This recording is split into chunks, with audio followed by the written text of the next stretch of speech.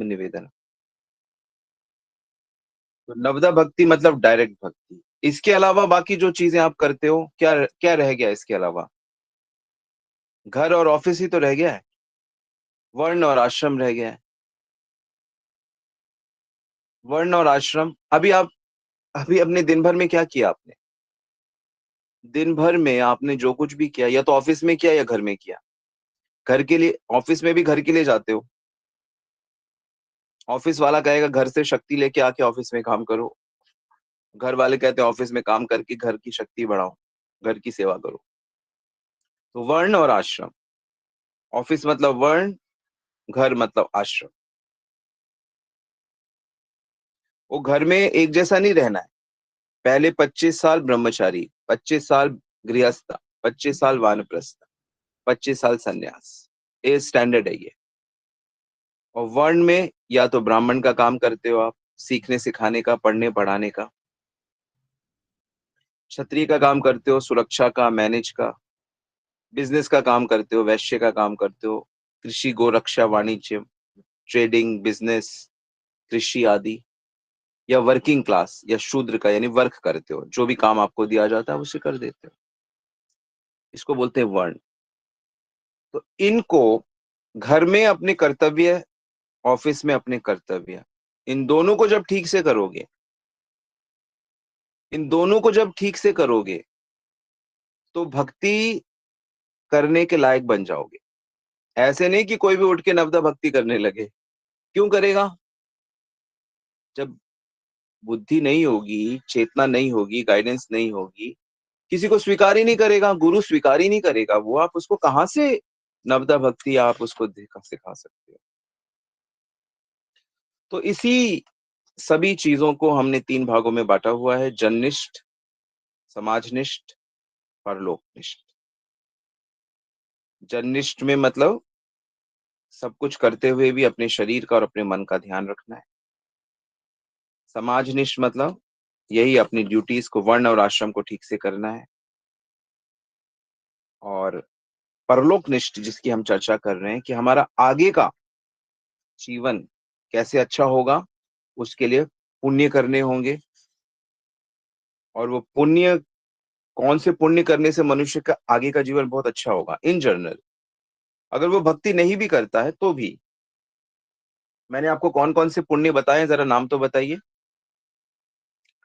बताइए तो, हमने कौन कौन से पुण्य की डिस्कशन कर लिया है हमने? मैंने 5 प्रकार के पुण्य डिस्कस कर लिए। कौन कौन से? परोपकार, दूसरा? परोपकार के बाद क्या बताया था? गुरुजनों की सेवा, बिल्कुल ठीक। गुरुजनों की सेवा, गुरु सेवा नहीं, गुरुजन। माता पिता आते हैं, आध्यात्मिक शिक्षा दीक्षा देने वाले आते हैं, और जो संबंध में बड़े होते हैं, गुरुजन जी। और तीसरा? दान, सत्पात्र को दान। सत्पात्र को दान। 12 प्रकार के दान बताए थे, आई होप आपने नोट करके रखे हैं। Very good. चौथा क्या बताया था? आतिथ्य, बिल्कुल ठीक। चौथा था आतिथ्य। जो भी घर आतिथ्य के विषय में आपको बताया था कि एक व्यक्ति के प्रति, एक व्यक्ति अतिथि होता है जो घर में आपके आ जाए, और समाज के प्रति भी आतिथ्य रखना होगा। और पांचवा बताया था पवित्रता। तो पवित्रता कैसे आती है? पवित्रता, उसके लिए मैंने आपको 4 चीजें बताई थी। एक तो शौच, अंदर बाहर की पवित्रता। घर, रास्ता, सबको, मंदिर वगैरह की सफाई, इससे पवित्रता आती है। जंगल आदि साफ रखना, और तीर्थ यात्रा करना। ठीक है, ये 5 मैंने पुण्य, ये करने से आपके पुण्य बढ़ेंगे, आपका भविष्य बहुत सुंदर होगा। तो जब भी आपको मौका मिले। हाँ, छठा है वो महोत्सव है जो मैं आपको आज बताऊंगा। तो ये कभी भी आपको मौका मिले तो आप इनको छोड़ना मत। और किस भाव से आपने करना है? अब भक्तों का भाव क्या होना चाहिए कि भक्तों को पुण्य तो नहीं करने चाहिए, हमें पुण्य की जरूरत नहीं है, हमें तो भक्ति की जरूरत है, हमें तो भक्ति करनी है। तो हम अपने पुण्य को भक्ति में कैसे कन्वर्ट करेंगे कि जिसकी भी हम सेवा करेंगे, एक तो सेवा करना कृष्ण का आदेश है, कृष्ण का आदेश है इसलिए हम करेंगे, तो इस तरह ये भक्ति बनेगी। और दूसरों को कृष्ण का मानकर, दूसरों को कृष्ण का अंश मानकर, कृष्ण का सेवक मानकर, इस भाव से हमें सेवा करनी है। नोट कर लो इस पॉइंट को। दूसरे जीवों को कृष्ण का मानकर जब आप उनकी सेवा करोगे, तो आपका वो पुण्य नहीं होगा, वो आपका भक्ति बन जाएगा। और भक्ति का फल, नोट करो, भक्ति का फल अनंत होता है। हरि बोल। मतलब अगर आपने 100 रुपए भक्ति भाव से खर्च किए, तो आपको 100 रुपए की कमी कभी नहीं होगी। अगर आपने 1 लाख रुपए खर्च किए भक्ति भाव से, तो आपको 1 लाख रुपए की कमी कभी नहीं होगी। आपने 1 करोड़ खर्च किए भक्ति भाव से, तो आपको 1 करोड़ की कमी कभी नहीं होगी। मतलब समझाने के लिए है, समझाने के लिए मैं बता रहा हूं, क्योंकि वो उसका जो फल होता है, भक्ति का फल अनंत होता है, अनंत होता है भक्ति का फल। भक्ति जो है वो स्वरूप शक्ति की वृत्ति है। मतलब जैसे भौतिक शक्ति होती है, बहिरंगा शक्ति, जिसमें हम लोग रहते हैं, ऐसे ही जो भक्ति होती है वो स्वरूप शक्ति की वृत्ति होती है। तो स्वरूप शक्ति का हिस्सा होने के कारण भक्ति का जो भी फल होता है वो अनंत होता है, नित्य होता है। तो आपको उस चीज की कभी कमी नहीं होगी। और पुण्य कर्म करने से क्या होता है, उसका 1000 गुना, 100 गुना फल होता है, और फल देने के बाद वो चला जाता है। लेकिन कई कई गुना फल होता है पुण्य कर्म का, ऐसा होता है। और छठा है महोत्सव। महोत्सव 3 प्रकार के होते हैं। एक तो देवताओं का पूजन होता है, उसका महोत्सव किया जाता है। एक विवाह, यज्ञ, जो भी सांसारिक चीजें होती हैं,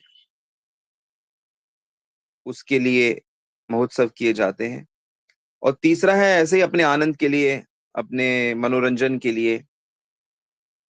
चलो कोई डांस रख लिया, कोई म्यूजिक फंक्शन रख लिया, कोई खेल आदि रख लिया।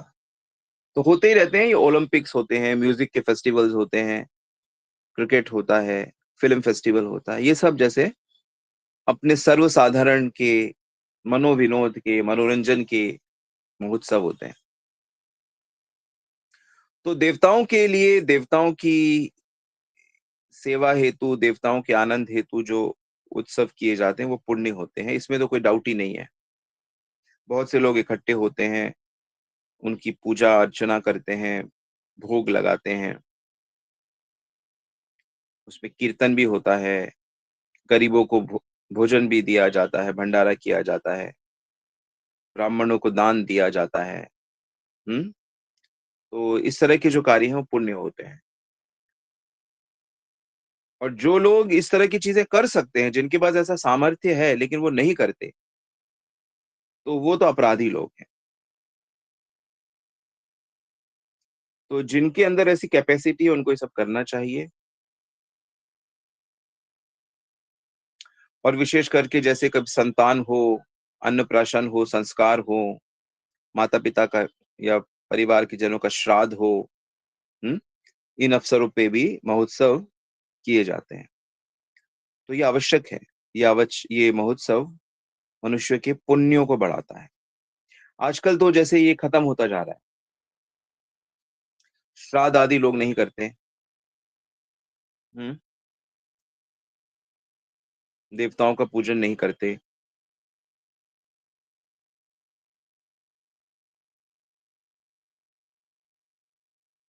तो इस तरह की क्रियाएं अगर कोई व्यक्ति कर रहा है, मान लो आप नहीं कर रहे, लेकिन आप उसमें अपना योगदान देते हो, तो भी आपका पुण्य उसमें गिना जाएगा। इसी प्रकार परिवार के फंक्शन होते हैं, जैसे कि भाई बहन का उत्सव होता है, रक्षाबंधन होता है, जमाता का पूजन होता है, अनेक प्रकार के व्रत आदि मतलब चीजें आदि होती हैं, तो उन सब का भी पालन करना पुण्य में आता है। लेकिन ये जो आनंद के लिए, विनोद के लिए ये सब जो उत्सव होते हैं ना, तो ये पुण्य में नहीं आते। जैसे कोई नाचने वाली का डांस देख लिया, उसका महोत्सव कर दिया, धनवान लोग पार्टीज करते रहते, इन ये सब पुण्यों में नहीं आता। ठीक है। तो जो देवताओं से, भगवान से संबंधित जो पूजन है, या अपने कर्तव्यों से, पारिवारिक कर्तव्यों से संबंधित जो परंपराएं हैं, वो सब पुण्यों में आती हैं। तो मनुष्य को ये, जो भक्ति नहीं कर रहे उनको एटलीस्ट ये सब करना चाहिए। सातवां जो पुण्य कर्म है उसका नाम है व्रत, फास्टिंग, सैक्रिफाइस। तीन प्रकार के व्रत बताए गए हैं, एक शारीरिक, एक सामाजिक और एक पारमार्थिक। शारीरिक, सामाजिक, पारमार्थिक। पारमार्थिक मतलब स्पिरिचुअल। तो सुबह जल्दी स्नान करना, सुबह उठ के स्नान करना, परिक्रमा करना, भगवान को दंडवत करना, ये शारीरिक व्रत है।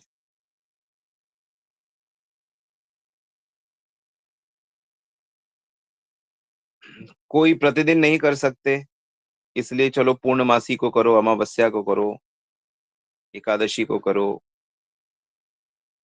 ऐसे व्रतों की व्यवस्था की गई है।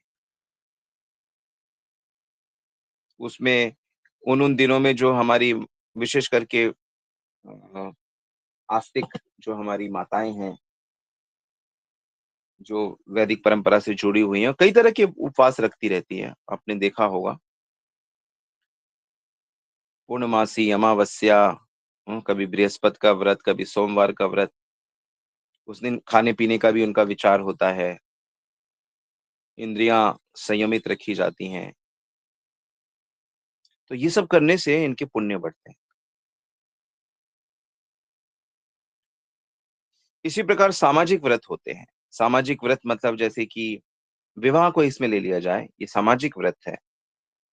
और अपना चूड़ामणि संस्कार होता है, उपनयन होता है, कई कई तरह के समाज के प्रति जो एक दायित्ववादी होते हैं।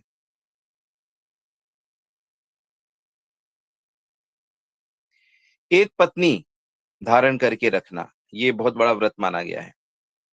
सत्य बोलना, ये सब बहुत से ऐसे व्रत, ब्रह्मचर्य का पालन, ये सबसे बड़ा व्रत बताया गया है।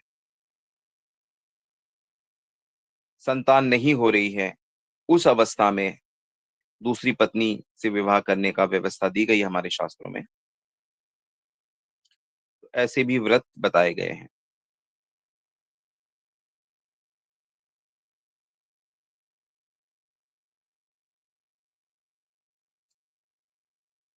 और पारमार्थिक व्रत कौन से होते हैं? ये जो एकादशी होती है, चतुर्मास्य होते हैं,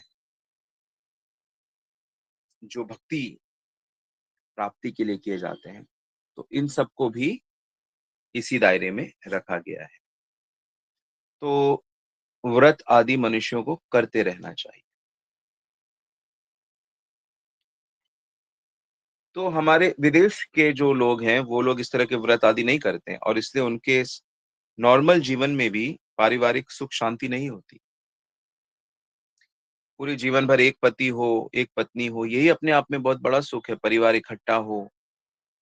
लेकिन ये साधारण सा सुख भी जो वैदिक परंपरा का पालन नहीं करते, उसमें कदाचित ही बहुत कम लोगों को प्राप्त होता है। हम्म।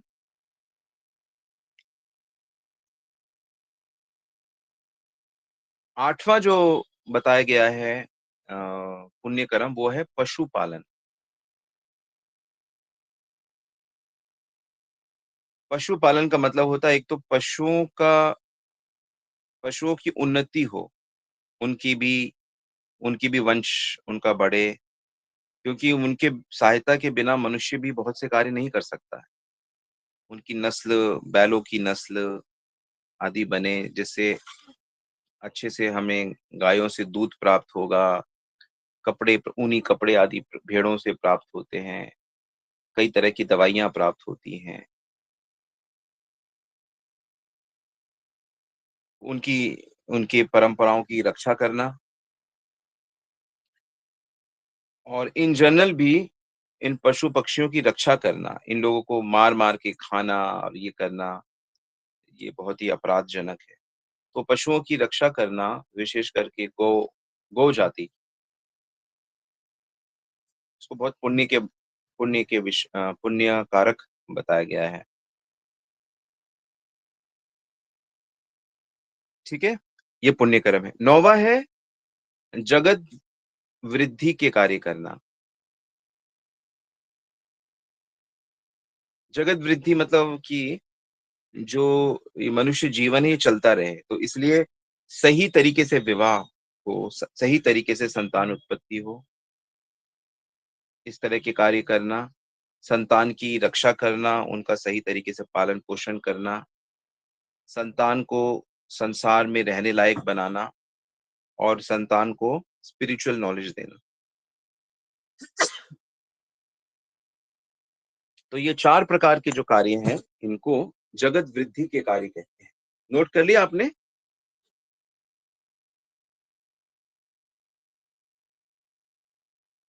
क्या सही जगह पे सही तरीके से विवाह करके संतान उत्पत्ति करना, जो संतान उत्पत्ति हो गई है उसकी रक्षा करना, उसका पालन करना, जो संतान है उनको संसार में काम करने लायक बनाना, योग्यता प्रदान करना और संतान को आध्यात्मिक ज्ञान देना।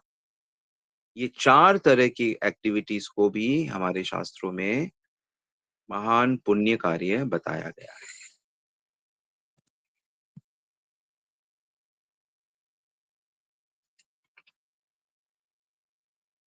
10वां जो पुण्य कार्य है, वो है न्याय तरीके से कार्य करना, न्याय आचरण। कैसा आचरण? न्याय आचरण। तो न्याय आचरण के 14 पॉइंट्स बताए गए हैं, 14 तरीके बताए गए हैं। इसको आप नोट करें। तो ऐसे पता लगेगा कि आप न्याय से जीवन जी रहे हो। पहला है क्षमा करना। किसी व्यक्ति के द्वारा कभी कोई अपराध हो जाए, उसको दंड देने की क्षमता होने पे भी उसको समझा-बुझा के उसको माफ करना। जैसे हरिदास ठाकुर को कितना दंड, कितना कष्ट दिया गया, लेकिन उन्होंने सब कुछ क्षमा कर दिया। प्रहलाद ने क्षमा कर दिया, अम्बरीश महाराज ने क्षमा कर दिया। तो क्षमा, फॉरगिवनेस प्रैक्टिस करनी चाहिए। ये नहीं कि कूटते रहना, उसको भी शरीर से मार नहीं सकते तो वाणी से उस पे प्रहार करना, उसकी निंदा करना, ये सब क्षमा के लक्षण नहीं है। क्षमा मतलब पूरा दिल से उसका अपराध नहीं लेना। ये पुण्य है, ये न्याय आचरण है। नोट किया सबने? कृतज्ञ रहना, किसी ने कोई उपकार किया है, तो सदा सर्वदा उस चीज को स्वीकार करना, इसको कृतज्ञता कहते हैं। विशेष करके हम अपने माता-पिता के बड़े कृतज्ञ हैं, जीवन भर।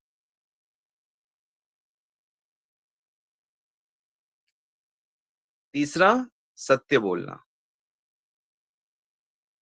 जिसको अच्छे से जिस चीज को आप अच्छे से जानते हैं, उसी को कहना।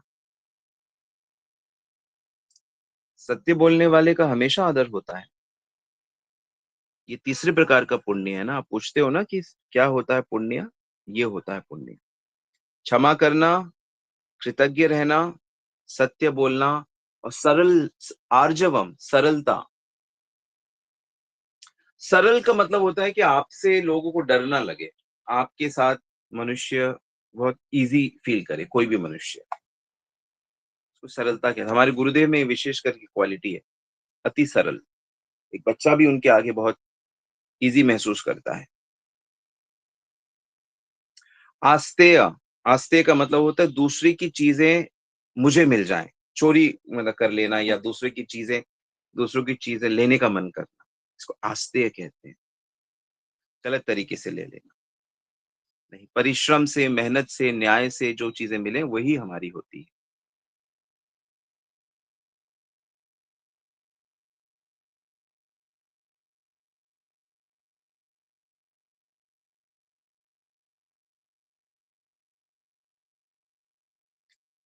छठा है अपरिग्रह। अपरिग्रह का मतलब होता है कि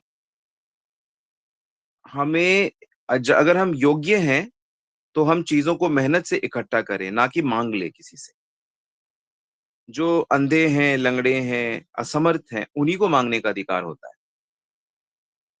लेकिन जिसके अंदर योग्यता होती है वो योग्यता से चीजों को इकट्ठी करे। ठीक है, इसको कहते हैं अपरिग्रह। सातवां है दया। जीव मात्र पे दया करना, दूसरे जीवों पे, कीट पतंग, पशु पक्षी, मनुष्य को सब पे दया करनी चाहिए। दूसरे को दुख को देखकर उसको दूर करने की भावना, इसको दया कहते हैं। ये पुण्य है, बहुत बड़े बड़े पुण्य है ये सब। इसको कहते हैं सही जिंदगी। आठवां है वैराग्य।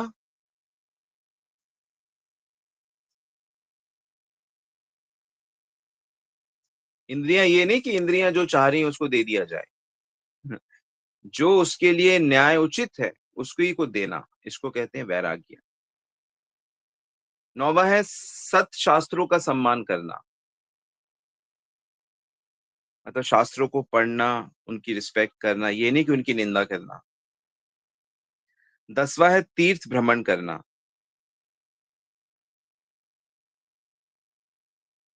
वैसे तीर्थों में जाने से, अलग अलग स्थानों में जाने से बहुत ज्ञान होता है, बुरे संस्कार दूर होते हैं। 11वां है सुविचार, अच्छे विचारों को इकट्ठा करना। 12वां है शिष्टाचार, जैसा आचरण हमारे बड़ों ने, हमारे संतों ने सिखाया वैसा आचरण करना।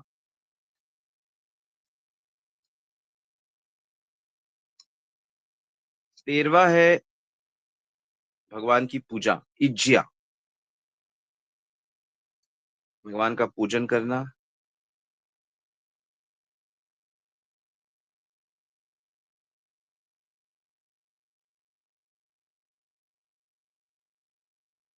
और 14वां है अधिकार निष्ठा। अधिकार निष्ठा का मतलब होता है कि जैसे 3 प्रकार के कर्म होते हैं ना, कर्म, अकर्म और विकर्म। तो पुण्य वाले जो कर्म है उनको करते रहना,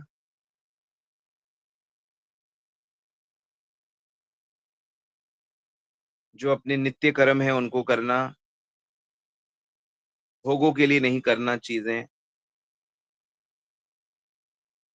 तो इन तीनों प्रकार के कर्मों की समझ को अधिकार निष्ठा कहते हैं।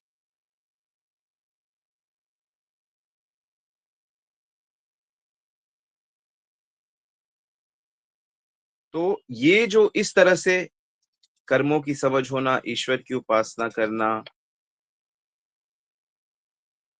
शिष्टाचार सदाचार का पालन करना, अच्छे विचार रखना, तीर्थों में जाना, शास्त्रों का सम्मान करना, वैराग्य का पालन करना, दया, अपरिग्रह, चोरी ना करना, सरल रहना, सत्य बोलना, कृतज्ञ रहना और क्षमा करना, ये जो 14 नियम है, इसका पालन कर, पॉइंट्स हैं, इसका पालन करने वाले को न्याय आचरण कहते हैं कि इस व्यक्ति का आचरण न्याय पे बेस। तो ये जितना भी हमने चर्चा किया है, ये करने से मनुष्य का जो परलोक है सुधरता है, बहुत अच्छा होता है। अब आप देख लीजिए कहाँ कहाँ पे गड़बड़ हो रही है, कहाँ कहाँ पे आलस आ रहा है, कहाँ कहाँ पे ध्यान नहीं दे रहे हो, तो उसमें धीरे धीरे इसमें आप लोग सेट हो जाइए। ठीक है,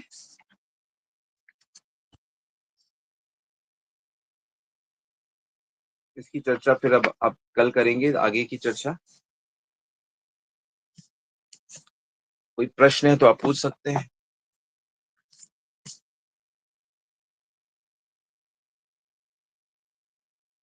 आई थिंक लिखने वाले बहुत सारे पॉइंट्स थे आज।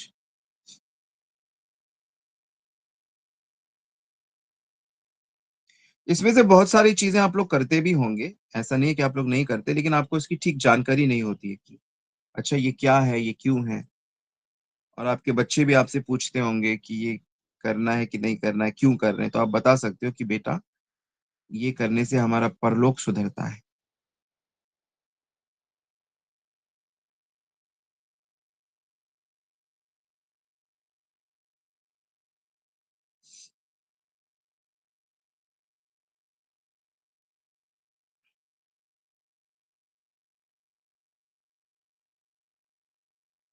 ओके, शगुन प्रभु का प्रश्न है, मैं इसको ढूंढने की कोशिश कर रहा था लेकिन मुझे मिला नहीं। हाँ, मैं जिस बुक से रेफर करके बता रहा हूँ बहुत डिटेल्ड बुक है, और प्रभुपाद ने जो लिखी है वो समरी रूप से लिखी है, इसलिए शायद आपको इतना डिटेल ना मिले। सो ये हेल्प करेगा सबकी। क्या आप लोगों को समझ में आ गया क्या पुण्य होता है और पुण्य करने का क्या लाभ होता है? हालांकि हमें पुण्य करना है कि नहीं करना, हमें हर चीज को भक्तिमय तरीके से करना है। एकादशी उद्यापन इज मस्ट, नहीं नहीं, एकादशी का उद्यापन वगैरह नहीं करना है, एकादशी का पालन करना है। वैष्णवों के जीवन में एकादशी रोकना नहीं है कभी भी। उद्यापन का अर्थ होता है इतनी एकादशी के बाद उसको रोक देना।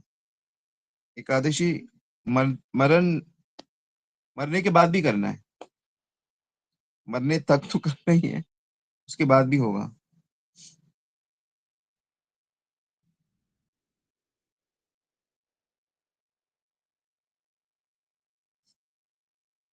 एक बार मुझसे किसी ने प्रश्न पूछा कि हम लोग ये जो दूसरे दूसरे व्रत नहीं कर रहे हैं, ये तो हमको पाप नहीं लगेगा?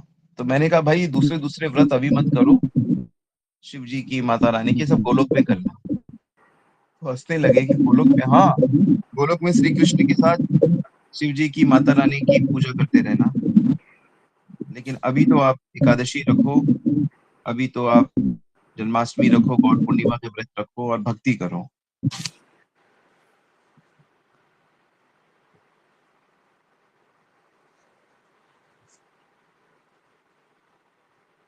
तो एकादशी हमें नित्य रखना है, उसको रोकना नहीं है उद्यापन करके।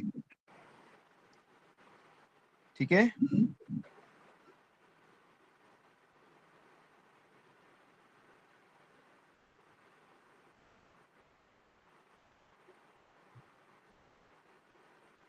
यस, कोई सवाल?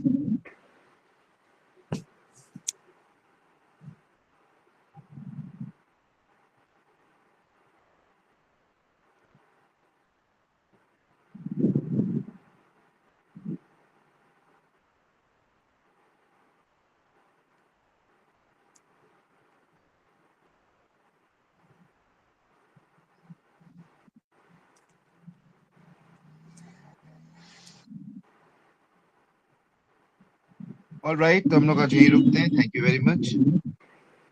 श्री प्रभुपाद की जय, श्री गुरु महाराज की जय, समस्त भक्त वृंद की जय। बोल प्रेमानंदी हरि हरि बोल।